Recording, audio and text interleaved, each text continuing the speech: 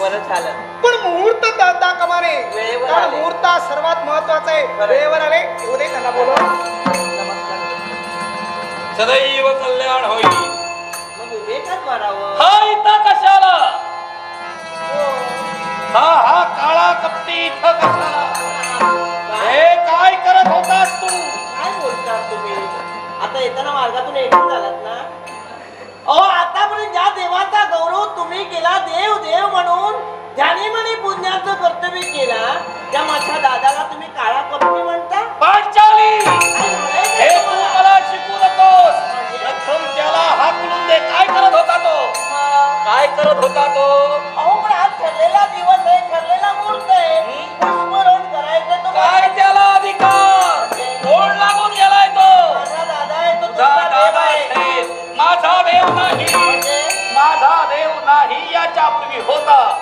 आता मी देव त्याला मानत नाही. पण याला कारण काय? एक तो काळा कपटी आहे. त्याचं नाव बंद केलं पाहिजे. एकच संधी मला वाटेल ते बोला, पण माझ्या दादाला दूषण दिलेले पांचाली एक गोष्ट लक्षात ठेव. मी तुझा पती आहे. तू माझी धर्मपत्नी आहे. पतीची आज्ञा मानणं हे पतीचं खाद्य कर्तव्य आहे. मी म्हणतोय त्याला हाकलून दे. जर का माझ्याकडून त्याची विटंबना होऊ नये असं तुला वाटत असेल. पण मी असं म्हणते, काय? आतापर्यंत या हस्तनापुरात येताना त्यांनी कोणाला विचारलं नाही, आणि आता इथं आलाय तो कोणाच्या विचाराने आला नाही, स्वतःच्या मनानं आलाय. नियम बदलले. त्या दिवशी तो स्वतःच्या मनानं जाईल त्यावेळी. नियम बदलले. काय झालं? अगं मुहूर्त ताटा उपयोगाचा नाही. तेव्हा लवकरात लवकर पुष्परोहण करूया. अरे आई काय सांगत? अरे एवढा वेळ पाहतोय, एवढा वेळ तू तटस्थ आहेस. काय सांगतोय तो? अरे म्हणे काळा कपटी कोण? तुला म्हणतायत, आणि काळा कपटी इथं नकोय, त्याला इथून घालून दे असं सांगितलंय असू मला. दे. पुष्कळ दिवसांनी ओळख पटले. असू दे, पटू दे. पांचाली काय सांगतोय? मी इथं राहता कामा नये. आणि तो अधिकार तुला नाही पुष्परोहण करण्याचा, काय? एवढं म्हणतायत. आणि लवकरात लवकर इथून घालून दे म्हणून पांचाली आई. पण ताई ठरलेला दिवस आणि तो सुद्धा माझ्या हातून पुष्परोहण हा. असं असताना तो नाही म्हणतोय. पण ताई लक्षात ठेव, काय? तू इथं मला बोलविलायस आणि तुझ्या इच्छे खातर मी इथं आलोय. अर्थात मी जाईन. तू फक्त सांग मी इथून जाऊ का? पांचाली इथून जाऊ. मी हाक देतोय तुला. पांचाली इथे मी तुम्हाला सांगते ना, काय सांगते? तो स्वतःच्या इच्छेने जाईल त्यावेळी मी दादाला इथून पाठवून देणार नाही. पाठवावा लागेल. आणि तू जर पाठवत नसशील तर त्याच्या अंतपुडीला धरी कुणाच्या? आणि त्या काळ्या कपट्याला फेकून देईल. एवढी हिंमत तुम्ही आहात जागृता मला? अहो मला सांगा, आतापर्यंत अनेक संकटाचे बळी ठरलात, त्यावेळी या माझ्या दादानं तुम्हाला सहाय्य केलं. कोणत्या अशा एवढे जर तुम्ही पराक्रमी होता, चांगलेला धरणारे होता, तर एवढे दिवस मला सांगा, आतापर्यंत अनेक संकट मानवांवर आली, त्यावेळी त्या दुष्टाचारानं माझ्या मनावर हात घातला, माझं लुगडं घेतल्याचं कर्तव्य केलं, आणि ज्यावेळी माझं वस्त्र हरण केलं, त्यावेळी खाली माना घालून तुम्ही पाच त्यावेळी माझ्या लज्जेचं रक्षण या माझ्या दादानं केलं. काही उपकार केले नाही तुझ्यावर. हा जेव्हा घेतो तेव्हा भरभरून देतो. दिलं ते किती दिलं? फक्त दिली ती 21 लुगडीच दिली. कारण त्याच्या अगोदर घेतलं होतं. याची जेव्हा करंगळी कापली त्यावेळी याच्या करंगळीचं रक्त भळभळा वाहत होतं. तुझा पदर फाटलास. भरजानू पदर फाडून याच्या हस्ताला बांधलास. त्यावेळी ती चिंदी बांधलीस. त्या चिंदीत 21 धागे होते, आणि म्हणून ती 21 वस्त्र तुला दिली. नुसती दिली नाही तर ते 21 विकार होते. त्याच्यातील 20 विकार त्या दुःशासनानं स्वतःच्या अंगात घेतले असं याने तिथंच सांगितलं वस्त्रहरणाच्या वेळी. आणि एक विकार तुझ्या अंगी ठेवला, तो कुठचा? दुःख. म्हणजे त्या दुःखामुळे हा तुझ्या जवळ सदैव राहील. आणि म्हणून तुम्ही आता हे मला सांगता त्याला उपकार नाही केले. माझा दादा कधी बेईमान होणार नाही.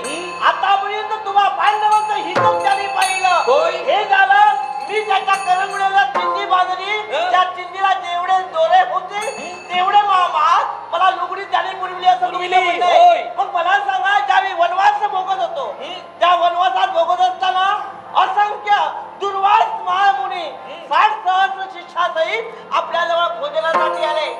भोजन आपल्याला करणं असह्य झालं होतं, कारण भोजन आम्ही केलं होतं. सूर्य थाळी दिली होती,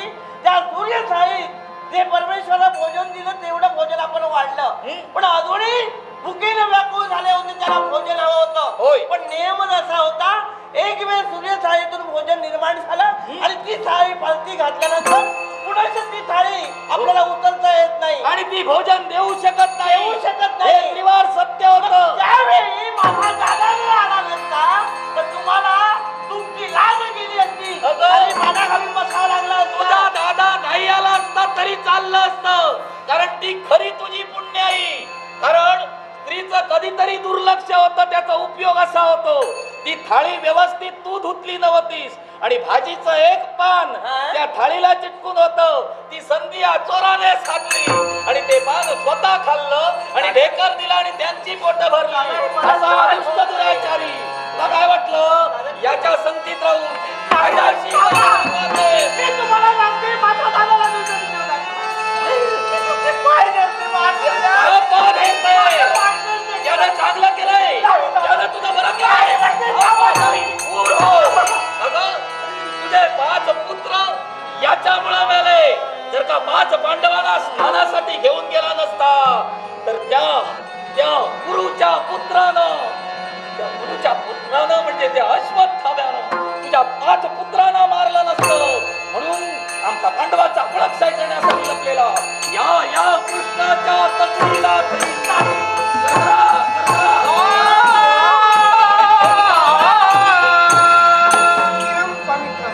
केली तुला क्षमा. या चरणाशी तुमचं स्थान आहे, नाहीतरी मोक्ष कुठं मिळणार यांना. याने मला क्षमा केली. काही माझी किती प्रतारणा करू दे, मला राग येणार नाही, कारण फक्त यांच्याच बाबतीत मी निर्लज्ज आहे. कळलं का? तेव्हा हा किती बोलला असेल, किती उड्या शब्दानं माझं ताडण केलं, तरी मला राग येणार नाही. पांचाली इथं ये. त्याच्यापुढे तुला एकच सांगतोय, सर्वांनी कृष्ण नाव बंद केलेलं आहे. त्याच्या पुढे तुझ्या मुखातून जर कृष्ण नाव आलं असेल, गाठ माझ्याशी आहे. असेल कदाचित, मी नाही असं म्हणत नाही, नवऱ्याचा अधिकार आहे तो. पण ज्यानं वेळोवेळी सहाय्य केलं, वेळोवेळी पांडवांना विजयाची प्राप्ती करून दिली, माझ्या पाठीशी माझा दादा म्हणून राहिला उभा. मानलेलं नातं या विश्वाच्या पाठीवर अमर करून मी ठेवलंय. काय? पण ते मानलेले नात्याचे संबंध कधीही तुटणार नाही. काय? ते कधीही तुटणार नाही. पांचाली जर का तू ऐकत नसती तर तुझ्या या भावाला, तुझ्या या देवाला हाताला धरून गरगरा या तुझ्या मालातून दूर कर.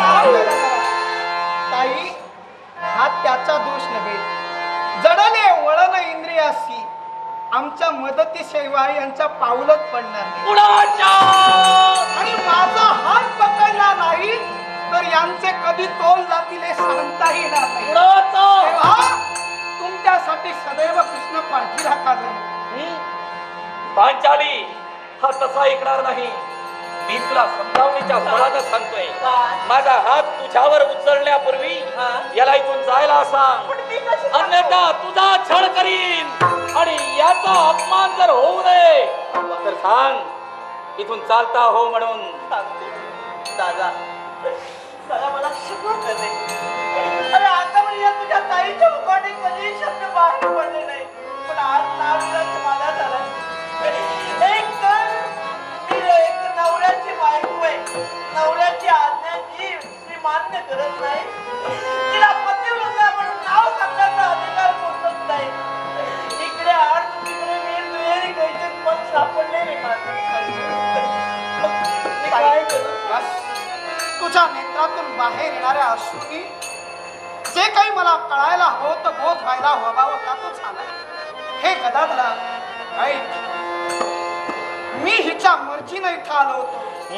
अर्थात हिच्या मर्जीनं मी जाईन असं म्हटलं, पण एक लक्षात ठेव, काय ते या कृष्णासमोर माझ्या ताईच्या नेत्रातून अश्रू बाहेर पडण्याकरता हा त्या गदाधराला पाहिजे. अर्थात गदाधरा, माझ्या डोळ्यासमोर माझ्या ताईची केलेली प्रतारणा, त्यासाठी एक ना एक दिवस तुझी पत्नी माझी ताई द्रौपदीचे पाय धरायला लावी कृष्ण म्हणून सांगेल. ही माझी प्रतिज्ञा, कृष्ण म्हणून सांगेल.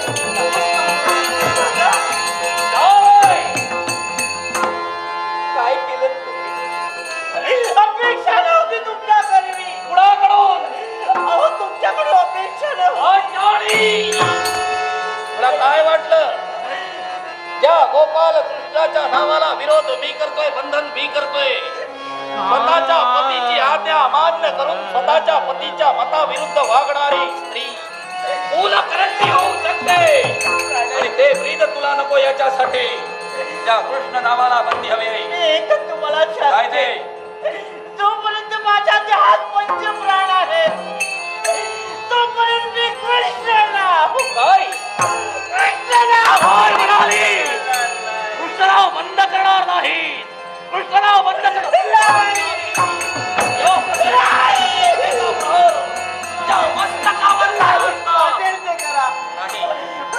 कृष्ण नाव बंद झालं पाहिजे. याच्या पुढे ते कृष्ण नाव बंद झालं पाहिजे.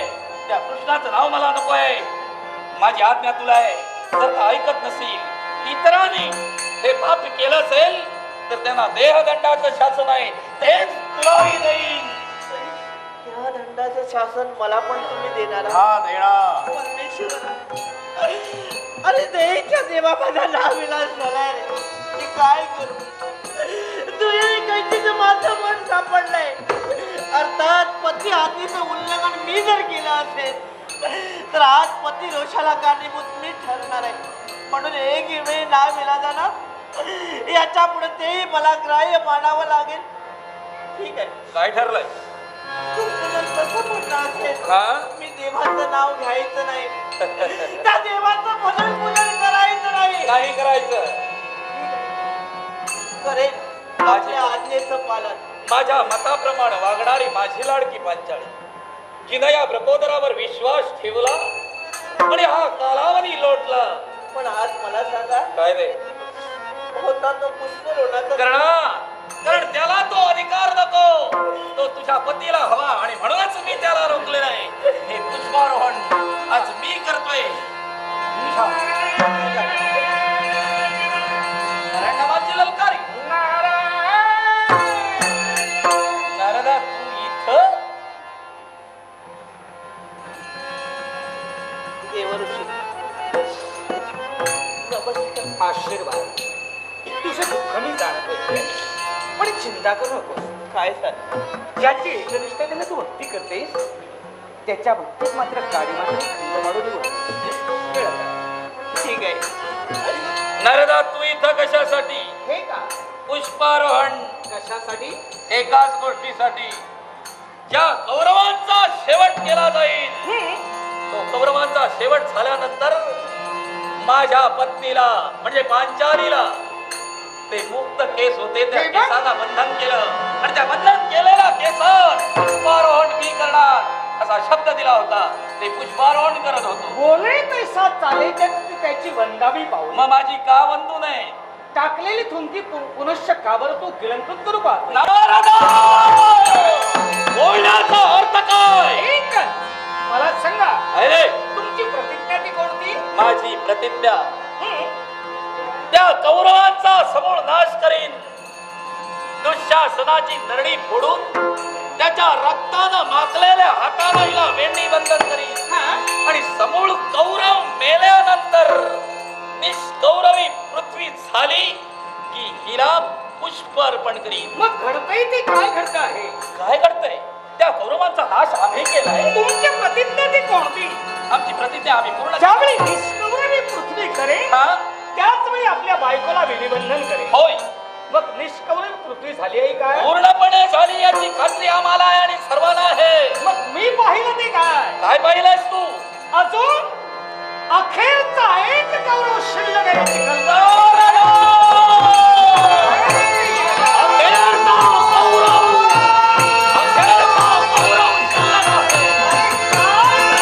काय करतोय?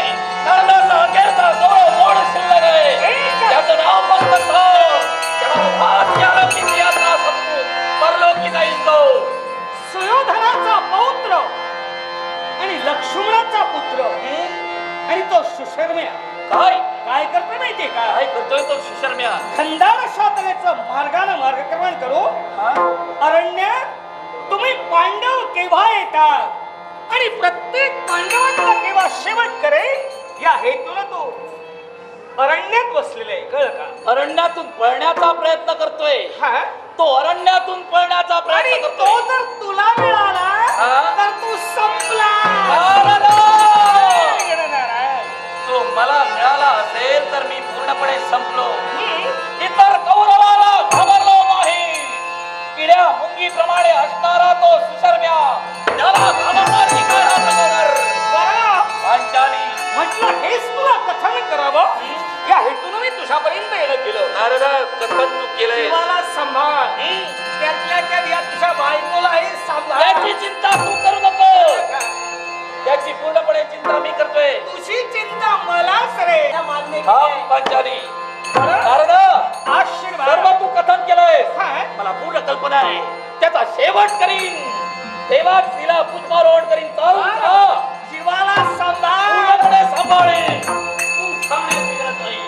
पांचाली पण काय इतरत्र जणांना सांग. तुझ्या दास दासीना सांग. सांगे. या कृष्णाचं नाव बंद झालं पाहिजे. तुम्ही बोलल्याप्रमाणेच होणार आहे. तुमच्या आज्ञेच्या बाहेर एक क्षण सुद्धा मी जाणार आहे. तुम्ही ठरविल्याप्रमाणे मी 8 दिवसापासून त्या गोपाल कृष्णाचं नाव बंद. घेणार नाही. आणि याच्या पुढे तुमच्या आज्ञेतच मी वर्तन सदैव करेन. कल्याण होईल. चाल.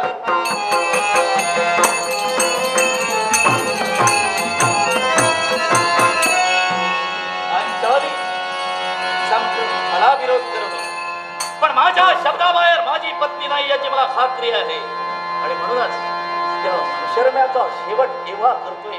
नंतर मनाला लागलेली तळमळ केव्हा परिपूर्ण होईल. रक्ताचे पाठ त्या कौरवांचे वाहिले. अर्थात त्या सुशर्म्याला स्वतःच्या पायाखाली केलं. नाही नाही ही जबाबदारी कुणावर तरी द्यावी लागेल. सैनिक हो, सेवक हो, भारताला आज्ञा करा धर्माला हजर होण्याची.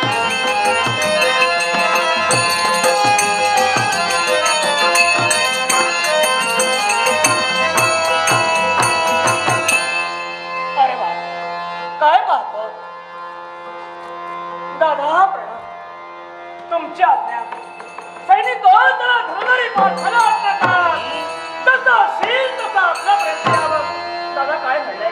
प्रथम तुमचा दोन चरणाची मस्तकाला दिली करावी आणि तुमचा सुवर्ण आशीर्वाद या तुमच्या धनगरी पाठाच्या मागे ठेवा. एवढी तुमच्यासाठी माझी प्रार्थना. तुमच्यासाठी माझी प्रार्थना. सदैव विजयी होशील. दादा तुमचा आशीर्वाद मिळाला. मन समाधानी झालं. पण ते समाधान काही क्षणापुरती का असावं असं वाटू लागलं या धनगरी पाठाला. याच्या मुळाशी कारण काय आहे ते फक्त एकच. आज 18 दिवसाच्या महाभारत येतात. विजयश्री प्राप्त झाले ती पांडवांना. पांडव विजयी झाले. आणि असं असून सुद्धा आजच्या दिवशी आपल्या चेहऱ्याचं आम्ही निरीक्षण करतो.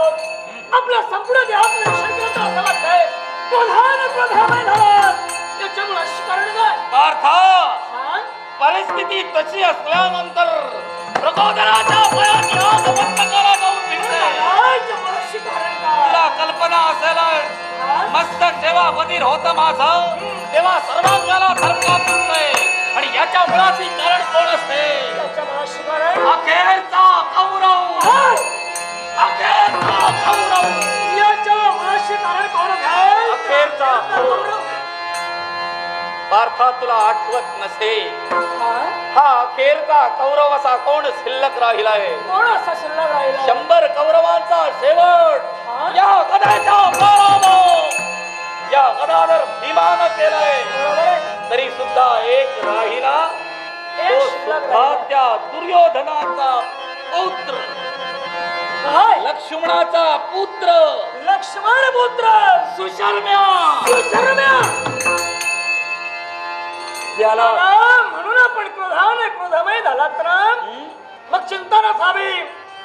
पांडवांचा वैरी जर का अखेर तक एक शिल्लक राहिला आहे तरी फुलझडी पांडवाच्या शब्दावर विश्वास ठेवा. पार्था, आई हा?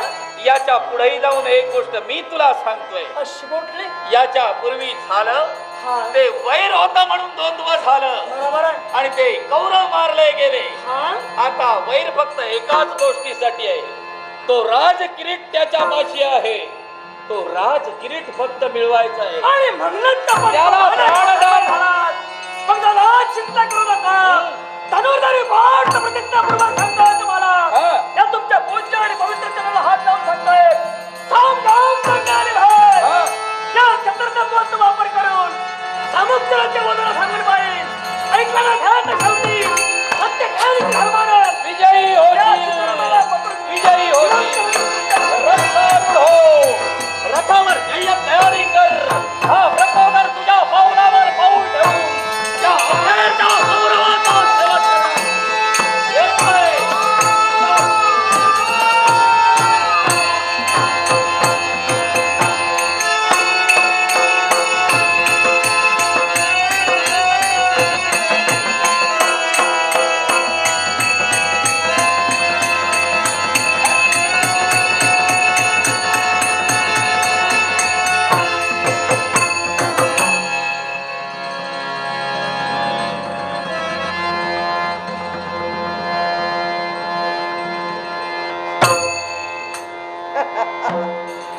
वारे पांडवीर हो, काय वाटलं तुम्हाला?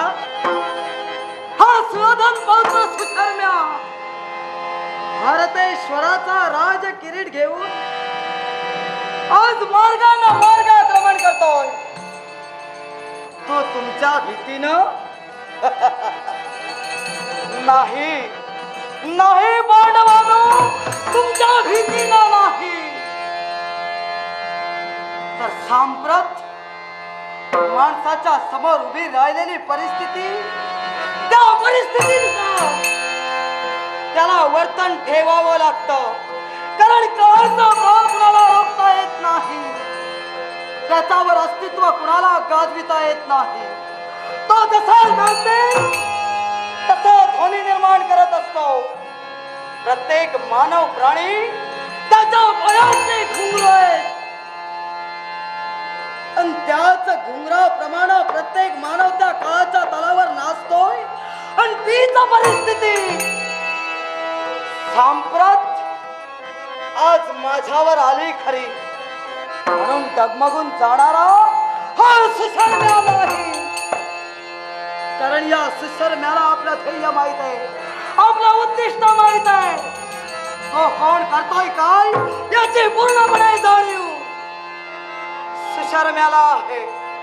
आणि म्हणूनच या राज किरीटाचं रक्षण करण्यासाठी हा सुशर्म्या प्राणात आज केवळ जोपर्यंत जीवात प्राण आहे नव्हे तर रंगसत्ताचा एक थेंब आहे, तोपर्यंत राज किरीट तुमच्या हाती लागू देणार नाही.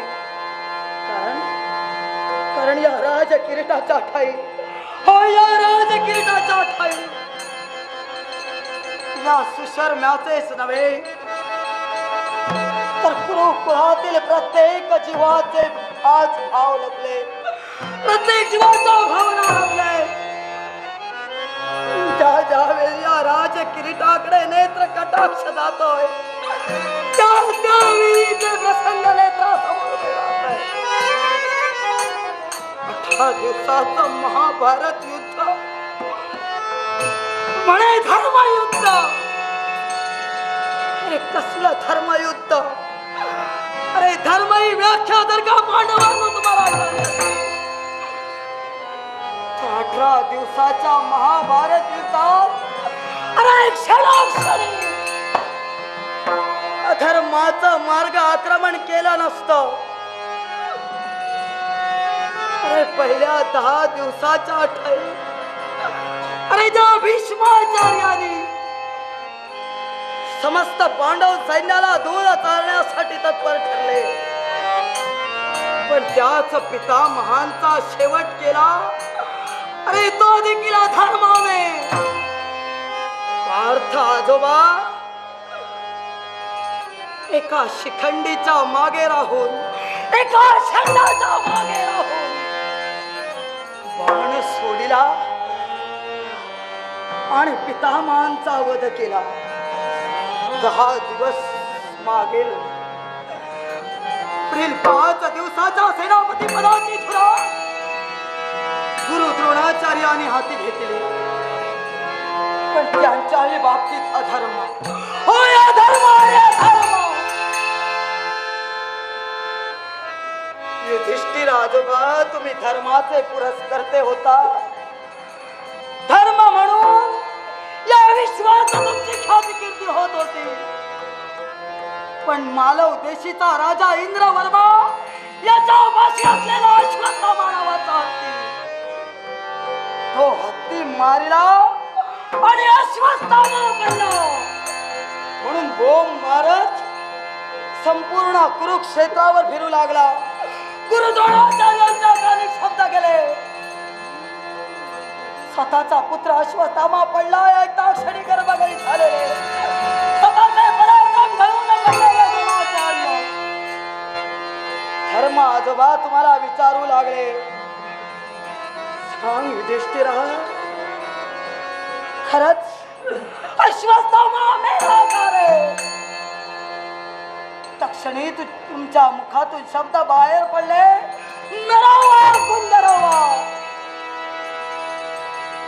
पण धर्म आजोबा, त्या क्षणी अधांतरी चालणारा तुमचा रथ भूमीला लागला, अधर्माचं आचरण केलं. तीच संधी साधून दुष्ट धुम्ना करवी गुरु द्रोणाचार्यांचा वध केला.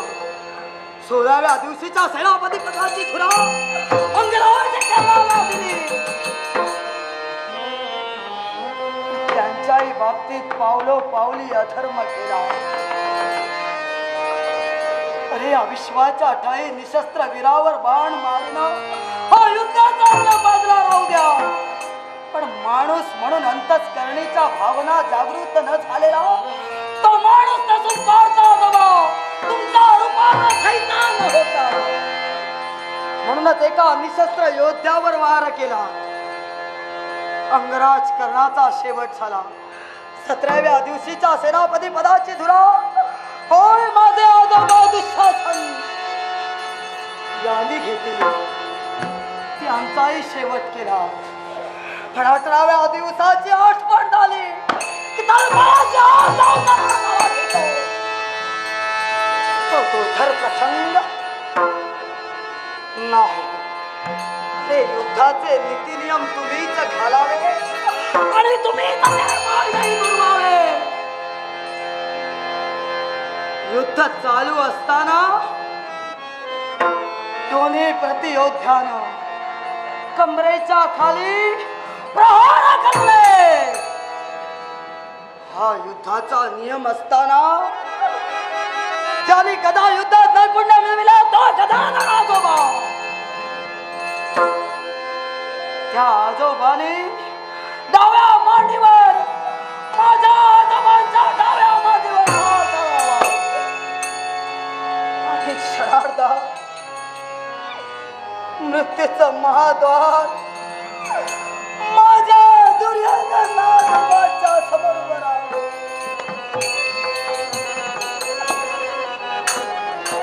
रणांगणाच्या ठिकाणी जय पराजय हा ठरलेलाच असतो, पण कपट अधर्म हे अधर्माचं वाटचाल करून त्याचा कळस गाठीला. अधर्माने हे महाभारत युद्ध जिंकला.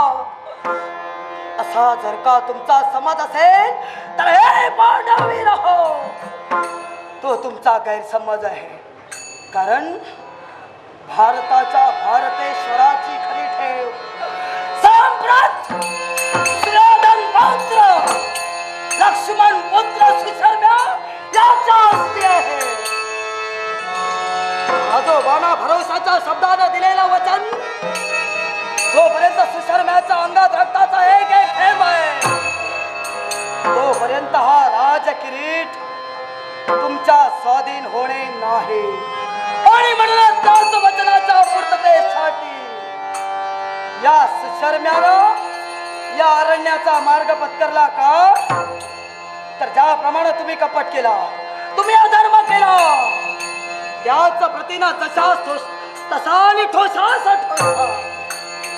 हीच उक्ती स्वतःच्या उदरी बाळगून एक एक पांडव माझ्या नेत्रासमोर येईल. त्या पांडवांना धूळ चारून आजोबांना दिलेल्या वचनाची